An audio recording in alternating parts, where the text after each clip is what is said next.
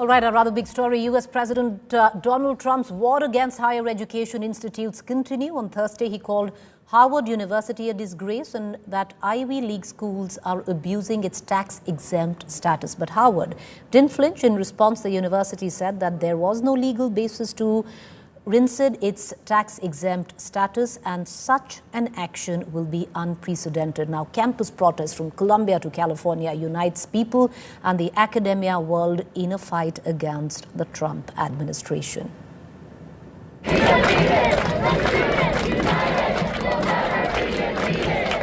Students, educators, activists, and common people all are protesting against the Trump administration's war with universities. When higher education is under attack, what do? Once Harvard University refused to bow down to Donald Trump's diktats.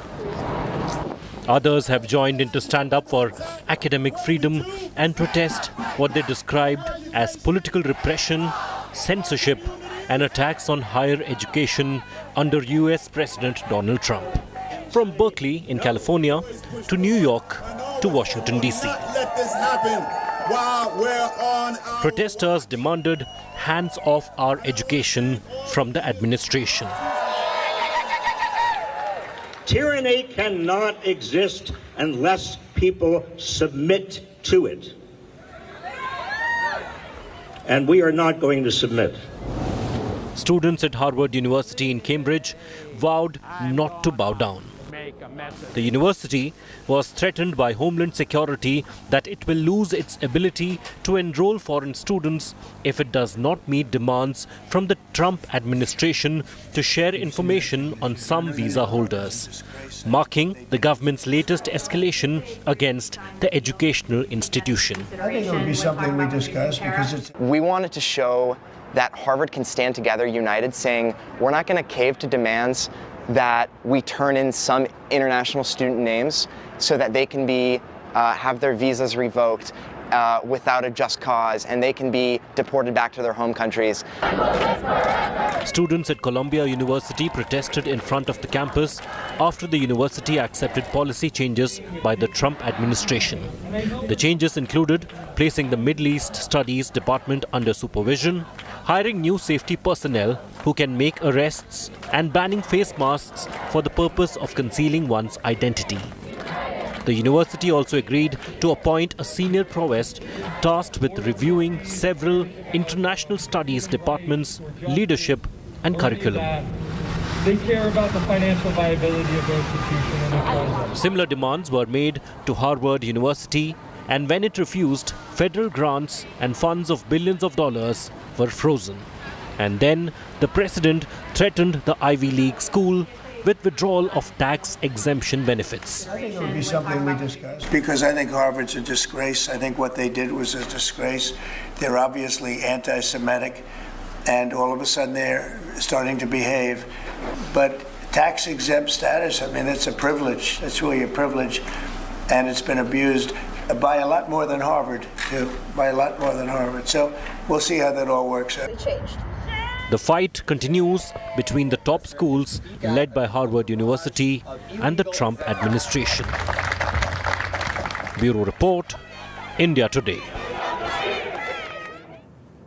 All right, joining me for more is a visa counselor and alumni of Harvard, Dr. Karun Gupta. Thank you for joining us this evening. Dr. Gupta, I'd just, begin with one figure. Now, India constitutes 50% of the 327 cases in which the United States of America has revoked student visas since the Donald Trump administration has taken over. That somewhere down the line completely dampens the great Indian American dream. Thank you, Preeti, for having me. So before we declare that the American dream is over, we need to really understand the facts behind these headlines, and we need to separate these facts from emotion. The visa revocations that we're talking about, yes, 50% affecting Indian students, we must put them in the right context. So this is not a hostile shift in US policy. It's the result of stricter compliance and growing digital scrutiny. It's not political targeting of our Indian students. Now, if we look at why we're getting these visa revocations, it's unintentional student visa lapses like not enrolling full-time, failure to possibly report changes in employment during OPT, minor infractions like unpaid traffic tickets or social media posts which are misinterpreted, visa fraud in rare cases. So what we are seeing is consequences of poor compliance, not mass exclusion. And a very important number to keep in mind is that out of 10 lakh international students in the US, we're talking about 1,000 visa revocations, which is 0.001%. So really, let's not forget that Indian students are not being pushed out. They're still being admitted, employed, and valued in record numbers. But the fact that, most Indian students apply to the what is proverbially considered the non-elite institutions, smaller universities, they're going to be badly hit by the new, policies by the Trump administration. See, currently, we have over 331,000 Indian students in the US. And if you look at how much money international students in general bring to America, that's $43.5 billion a year. That's what the NAFTA reports. They support like 400,000 US jobs. The US is not going to make policies to hurt international students. What we are witnessing here, and I was just watching this entire protests by the students, and what we are witnessing here is a clash between some universities and the current administration. Our students need to stay out of this. In a couple of months, this is going to roll over. Things are going to be back to where they were. Our students should focus on what they're going for, which is to study. But one final question. Harvard's already said that foreign students applying for a visa, if they're going to Harvard, they're not going to get it. Again, that is a warning that Harvard is giving because it's a threat that they've received from the current administration. We don't think that this is going to follow through. We're still in April. Students are going to apply for their visas in August. They're still going to have ample time to apply. If at all this problem persists, Harvard is going to give them certain part of their program online and bring them to the United States when the time is right.